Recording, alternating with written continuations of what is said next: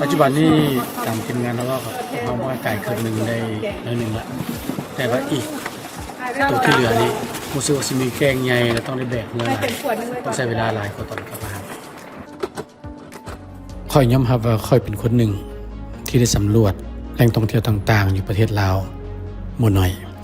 และยอมรับว่าทำลอดสิบังไฟเป็นถ้ำหนึ่งที่มีความอุดมสมบูรณ์ที่สุดทั้งระบบนิเวศทั้งความอลังการทั้งแม่น้ำสองฝากของถ้ำปัจจุบันเส้นทางเริ่มเข้าถึงการไปมาเริ่มสะดวก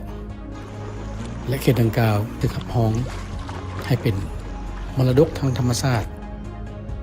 ที่ต่อกับประเทศเวียดนามเขตฟงยางเคบังฉะนั้น